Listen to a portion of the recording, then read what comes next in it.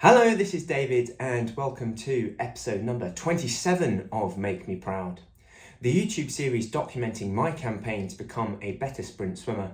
And for this episode, I'd like to share with you my thoughts on the health tracker that I've been using for the past 2 months. That's the thing on my wrist here, the Whoop 4.0, and just detail whether I found it useful, what I like about it, what I don't like about it, and whether I'd recommend it to other swimmers or people undertaking fitness campaigns. So if you would give this video a like, I would very much appreciate it.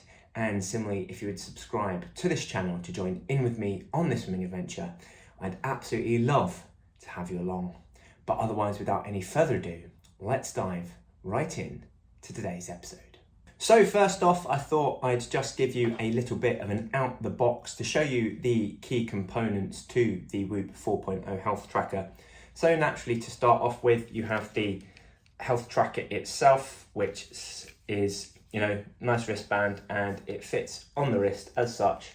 And then you flip over the lock mechanism as so it just sits on your wrist nicely like that. So that is the key part to the health tracker, the actual health tracker itself.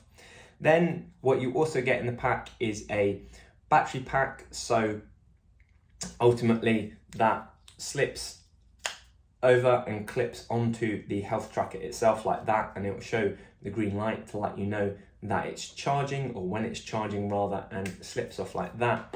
And similarly, at the same time, you've got the wiring for the battery pack, so that slots into the battery pack like that. You then plug it in the USB cable into a computer or a charger or whatever, and that charges up the battery pack, which then once the battery pack is charged, you then slip it onto the fitness tracker as such, and that charges the fitness tracker up for you. So that enables you essentially to keep the fitness tracker on for all the time, as it were, because if you had to charge the fitness tracker itself off the cable, then naturally you'd have to take that off to enable it to charge, and that means you'd lose out on time through which you were gathering data. So straight off out the bat, I really like the fact that they've thought about that and come up with a way to enable you to keep the tracker on all the time, to make sure that you are always in a state of gathering data.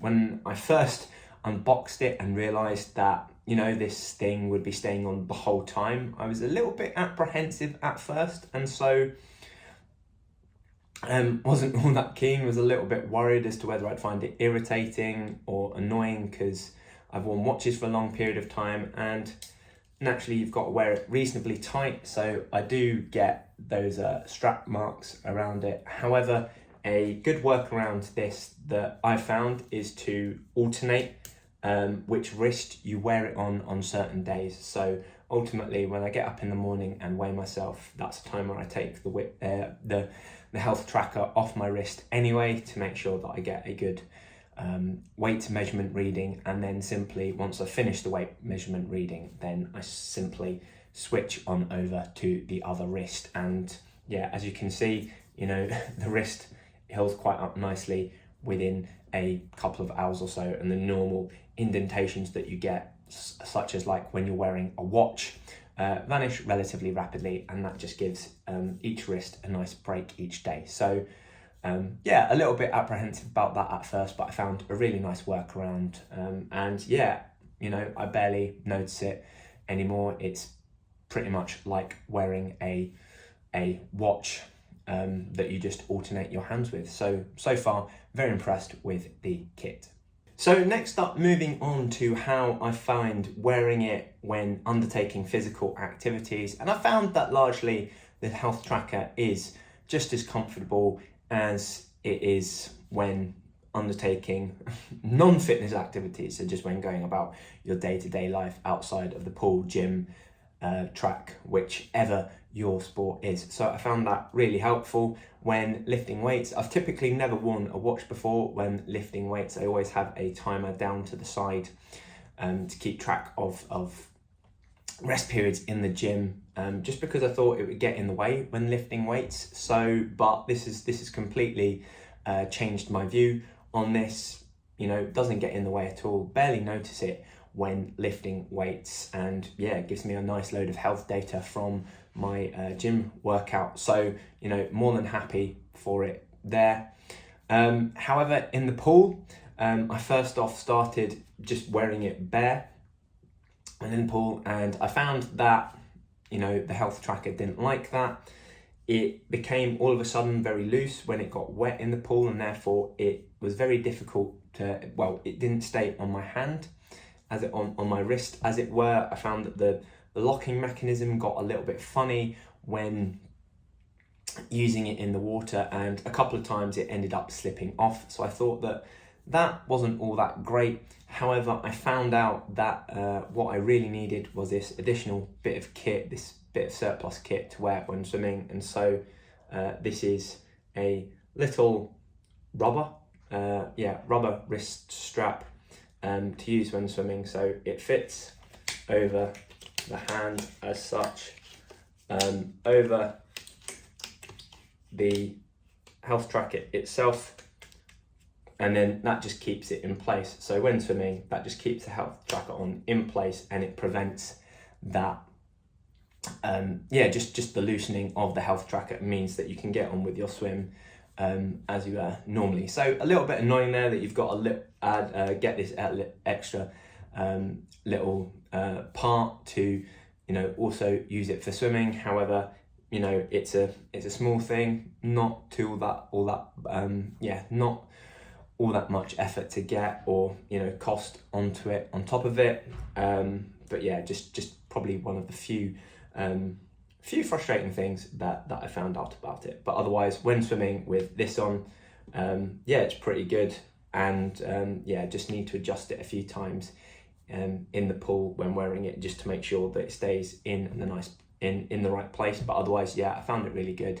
And similarly, when sprinting as well, I found that it's kept it in place nicely, so I haven't had to worry about it falling off when sprinting and going at my absolute best. So it meets the full range of intensities and force that this might experience, and it stays on nicely with this wristband. So when exercising with it, gets good marks from me once again. So next up is the actual exciting bit, where I'm going to show you which bits of data that you actually get from this health tracker. You've seen how it functions physically. However, what does this thing actually tell you? What is the actual valuable information that you get from it? And so here is a look at the initial dashboard when you log in to Whoop, and you've got it set up and running over a long period of time. So one thing to note is that when you actually first get the health tracker, it first requires 4 days of calibration to get to understand your body a little bit better before it starts actually giving you some really good information. The information in the beginning is still good and informative. However, it just takes that 4 days of actually wearing it for it to calibrate your body and start giving you some really valuable pieces of information. And similarly, the longer that you wear it as well, the longer that you, the better that data is calibrated to you, because it's got a whole range of data from which it can take from. It knows about you better, so therefore the longer that you wear it, the more valuable that this data actually becomes. So as you can see on the screen here, we have the little roundel at the top, where it tells you the percentage recovery, so that's the yellow bar. And then you've also got the strain, which is the blue bar. So strain is out of 21, which tells you how exertive your day has been, and how exertive your day has been so far. So 15.8, that's a moderate day of exertion. So that's between 14 and 18. 18 and above is all out. Between 14 and 10 is relatively strenuous, and anything below 10 is considered as restorative. So those are the types of scores that Whoop gives you in this sense, just to give you a little flavour as to how hard you've actually worked both throughout the course of the day and in any one session. And you can see underneath that roundel I've got several activities logged for this Friday the 7th of July. So you've got 4.8 and 4.9 for 2 cycles, so that was me cycling to the pool, so that wasn't all that difficult. That was just me transporting myself from my house to the pool, but I just decided to log it anyway, just so I get an idea as to the calories I've expended rather. Then I've got the big one here, which is the 14.5 from swimming, so that's, reasonably strenuous activity that I've undertaken. And then right down to the bottom, it tells you how long you've slept for. And what you can do is you can actually click on each activity and it gives you a little bit more information about that. So here we've got a graph that states how your heart rate over the course of time, over the course of that activity, and then it breaks down for you how long you are actually in each different heart zone, so heart rate zone rather. So zone 4 here, 80 to 90% of my maximum heart rate for 29 minutes. Zone 3 between 70 and 80 for nearly 31 minutes there. Zone 2, zone 1 restorative, and then I didn't manage to get myself above 90% of my maximum heart rate. Then it gives me some key statistics about it. So I burnt 763 calories, and this is something that I find really useful in my swims, because previously I was just going off of my FitnessPal and logging the distances that I was travelling, and that would return a caloric expenditure.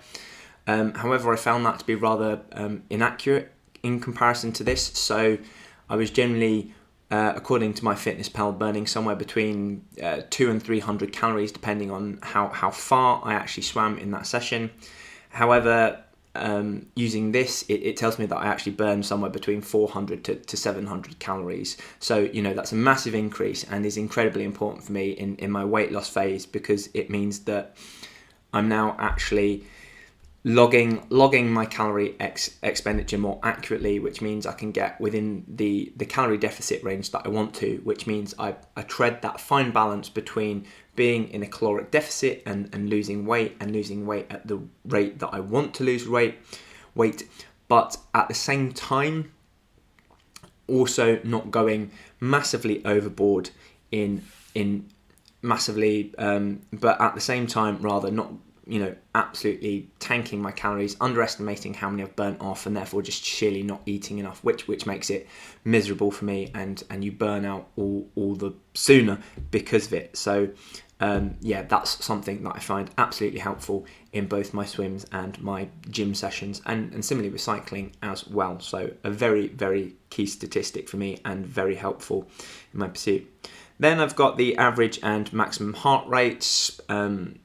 This doesn't mean an awful lot to me, but maybe that's more because of my my lack of understanding as to how this affects growth, and something that I could probably learn about there. But this isn't something that's been key to me. It's just been an interesting statistic and just gives me an understanding as to how hard I've worked in the session.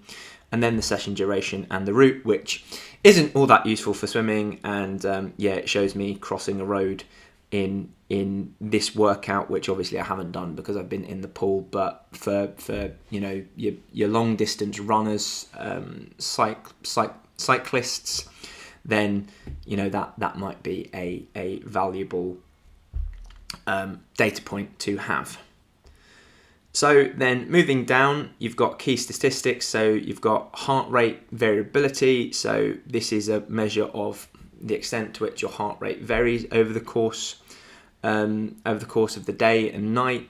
So the higher that value is, apparently, the more ready your body is for exercise. So on this day, mine was 47. However, it's varied between 62 and I think 10 on a day where I was really hadn't recovered all that well, mainly because I'd had quite a big drinking session the night before, and therefore,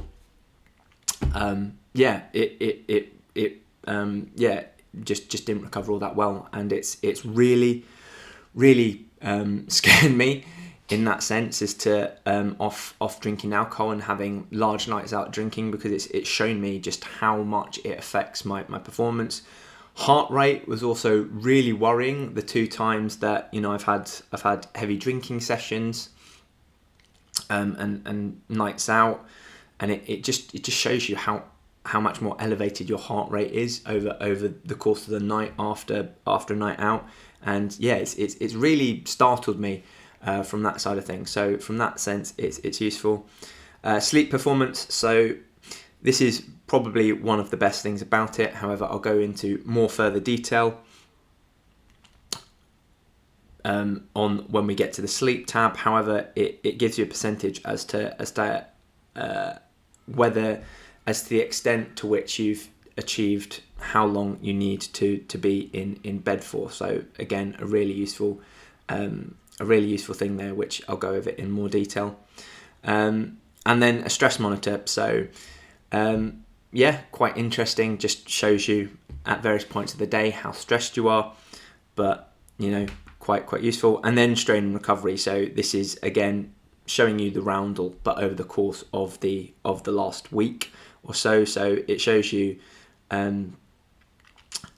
your strain, which is the blue line, how exertive your workouts have been, and then similarly my recoveries as well, to what extent, to what percentage that I've recovered. So I'm varying here between just below 50 all the way up to just below 90% here. So interesting to see how that varies over the course of the week. Then moving on to the sleep tab. So again, this is one of the real big things that I like about this. Ultimately, it calculates your sleep need. So it doesn't just do this it doesn't just have the same sleep need each and every day based on, average characteristics of a population. It actually works this out for yourself as to how much sleep you need. It then calculates how much sleep debt you're in as well, based on previous days' sleep. And also it adds to it based on the strain that you've exerted in the course of that day. So it's actually taking quite a lot of things and telling you how much sleep you need over the course each day, and it varies quite a lot based on how much I've slept. So after I've had a nice lie-in over the weekend on a Sunday, my sleep need Sunday night is probably at its most minimum because I've taken the time to recover. But then on a Friday, maybe a Saturday, after a hard long week, that number is at its highest because I've had a long stressful week and I'm in need of sleep to recover. And similarly, it tells you as well how long you've actually slept for, which is fantastic, and then gives you that 82% performance, which is really good. So again, if I click on the sleep, it tells me how long that I spent in each sleep phase. So I was actually on this night, I was awake for 12% of the time, a whole hour, which is quite interesting information because it tells you how long you've actually been awake for, and the numbers for me are quite startlingly high. You don't feel as though you're awake for 1 hour of the night, but this says that you are. Then light sleep, deep sleep, and REM sleep. So these are the various 4 sleeping levels and how long you've actually spent in that stage of sleep.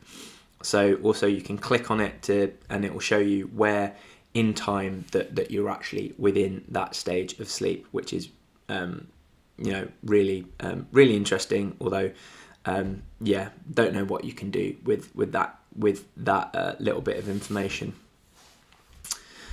And then again, it tells you how much restorative sleep that you've had. So again, it's not just how many hours of sleep it tells you, but how much of that time was actually spent in restful sleep. So there's some times where you get high levels of sleep, but your restorative sleep isn't all that high. So therefore, it's an indication that you weren't. There was something wrong, perhaps with your environment and your build up going into the sleep and preparing yourself for bed. And then down the bottom, it tells you several metrics. So 2.9 wake events per hour. So for me, that's relatively high. My sleep efficiency, so 90%, reasonably high, in a good high range. And then again, my respiratory rate. So as I said, when I was on the night out, this varies quite. This jumps up quite a lot higher. So it's a and also is an indication of when you might be ill as well. So again, a very useful bit of information there. Hold on, I've changed days. So then moving on to recovery. So you've got the nice roundel of recovery with 61% here. And heart rate variability, resting heart rate over the course of the evening, respiratory rate, sleep performance. And then you've also got a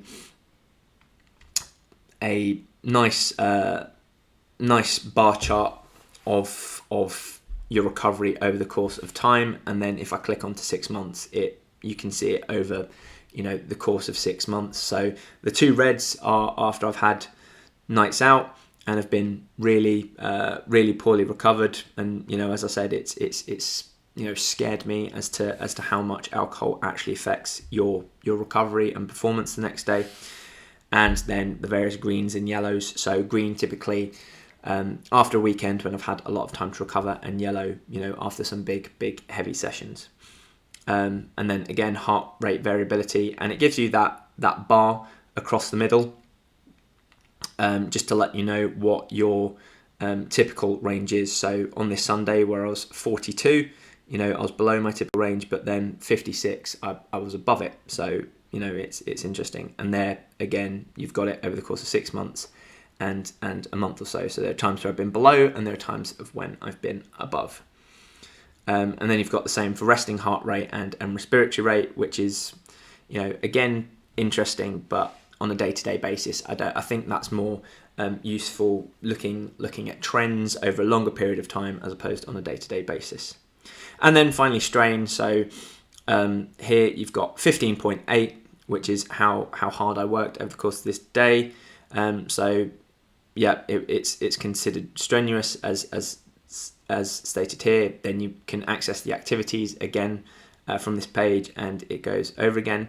So it's also got how many calories you've burned, and I don't find this all this accurate. Perhaps maybe I should do a little bit more digging as to how it affects my weight loss. So maybe I need to pay attention to this a little bit more. However, this versus my FitnessPal app that I use to track calorie intake and exertion, it's been this hasn't. I found that it differs quite a bit. So I think I need to take a little bit more time there just and pay a bit more attention to it and compare it versus my body weight fluctuations, just to see if it actually gives me more accurate data. Because if this tells you how many calories that I burnt over the course of the day and that's accurate, then theoretically I can stop logging the exercises on my FitnessPal and then just concentrate only on the eating side of things. So that's it from the home dashboard. Moving on, then it's actually got coaching. So this is where you do your this is where you start log activity. So you click on start activity, you say what you're doing, and then you press the start button and off you go. Essentially, if you want to do a weight session, you click on strength trainer instead, and you can log some workouts there. So it knows what you're doing, and it's been really good in that sense, in helping, just helping to log the workouts that I do over the course of the week. And just helps me to remember where I am in my workouts, how much I'm lifting, etc. So again, a very useful feature there.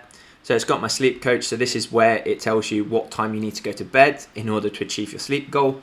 So the 3 sleep goals are to peak, to perform, or merely to get by. So each one of those has an associated time that you want to go to bed with. So obviously to get by, you need less sleep than you do to peak. So typically I'm in the perform to peak range, and yeah, this is telling me that based on my when I want to wake up tomorrow, then I need to get to bed by 10 past 10 at night.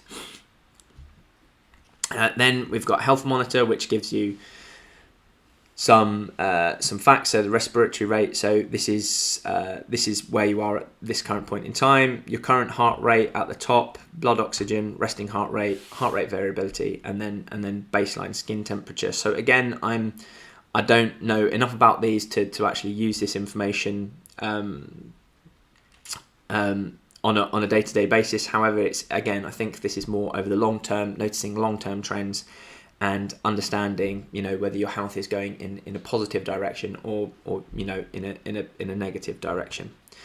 And then to end, it's got both weekly and monthly reports. So hopefully this will load. So gives you a weekly performance estimate. So it tells you, it gives you an optimum balance line there between how much your strain recovery, and logs each day where you fell on that sort of curve. Sleep consistency as well, whether you got high consistency versus your sleep performance. So again, sleep consistency is something that affects your recovery. So it's not just how much sleep you get, but also keeping that consistent throughout the course of the week. Also talks about your strain, from what activities they came from, how well I performed in sleep. So obviously this week I performed less well than I do on average. So again, just a little bit of a hint there to take a look at my sleeping patterns. And again, more information on sleep and also sleep consistency and how well I did there. So obviously that Sunday is although it's a lot of sleep, it's well out of that sleep consistency.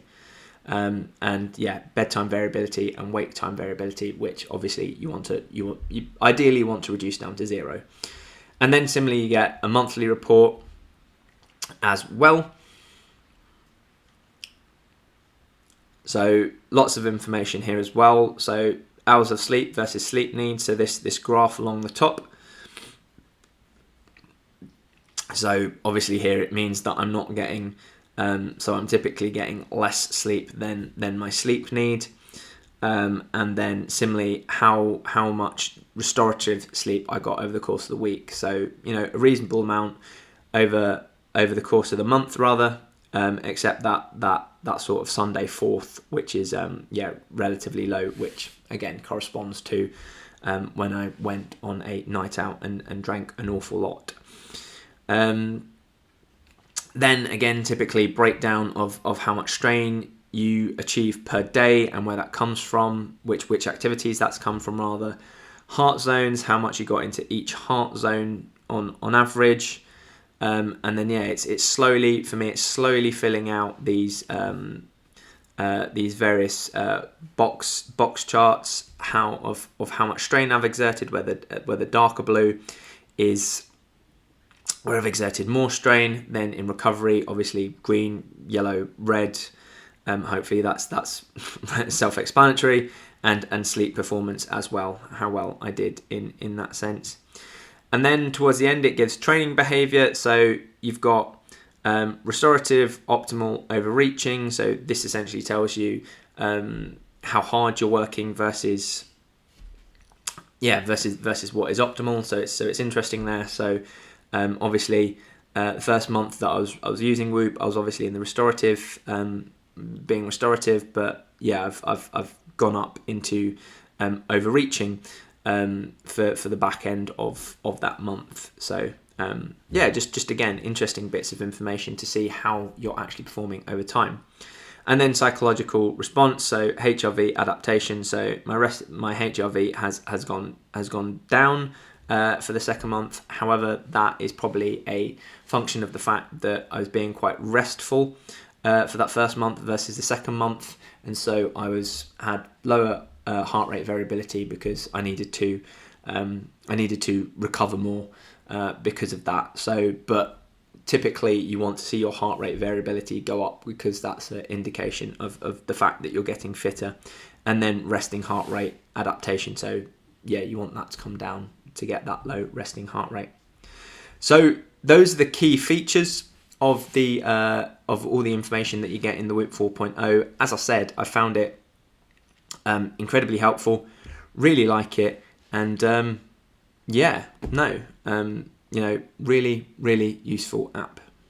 So that is a walkthrough of the Whoop 4.0 health tracker, and to summarise, what I really like about it is the fact that it lets you know how hard you've worked, not only in any given physical activity that you've undertaken, but also over the course of the day. Similarly, it also lets you know how well you've recovered over the course of a night's sleep, gives you really valuable data as not only to how long you've slept, but also the quality of that sleep and how long you spent in each of the various 4 sleep stages, and then pulls all that data together and lets you know and advises you on how hard is optimal for you to work the following day to either make performance gains or maintain your fitness levels. So really love that about the Whoop 4.0. Similarly, I like how it gives me an accurate reading of how many calories I've burned in any given activity. I still need to work things out with regards to whether the values for how many calories I've burnt over the course of the day are accurate. It doesn't quite correlate with what I'm logging in MyFitnessPal, so I need to work out there which is the more accurate of the two, and therefore gives me good insight as to which I should be following in not only my attempts to lose weight, but also to put on muscle as well with my nutrition. So absolutely love it for those reasons. And so if it sounds like that's something that might help you in the attainment of your fitness goals, then I've left a link down below in the description where you can pick up a Whoop 4.0 for your own, just to let you know that I'm not sponsored by Whoop 4.0, and therefore this recommendation is purely based off of my experience of it and my genuine enjoyment of using this product. However, I believe I get a free month for everybody that signs up to it. So it's on a subscription basis. So you can either get it on a monthly subscription basis or on an annual subscription basis, where obviously the annual subscription basis and however long and the longer you sign up for, the bigger the discount that you get on it. But yeah, I've really found it worth it, and it's just providing me with valuable information with regards to my health, and therefore from an investment in my health, I think it's fantastic. And therefore again, if you want to grab it, then a link is down below in the description. So that is it for today's video, and if you would like some extra help in either losing weight, building muscle, or amplifying your energy levels in pursuit of your fitness goals, then head on over to westcough.com/bootcamp and get involved in my 14-day online nutrition bootcamp, where I tell you the 3 key nutritional principles that I've used to lose over 11 kilograms in body fat since the start of October 2022. And similarly, I also tell you what you don't have to do in order to lose weight, so that you can focus on the things that move the needles forwards in pursuit of your fitness goals, and discard all the superfluous things that are, just don't actually impact the movement of yourself towards your fitness goals, so that you can make things absolutely easier for yourself by focusing only on the things that actually drive progress forward. Otherwise, if you would like this video, I would very much appreciate it. And if you would subscribe to this channel to join in with me on this swimming and fitness adventure, then I would love to have you along. But otherwise, without any further ado, videos go out every Sunday evening at 8 p.m. and I'll see you again next time.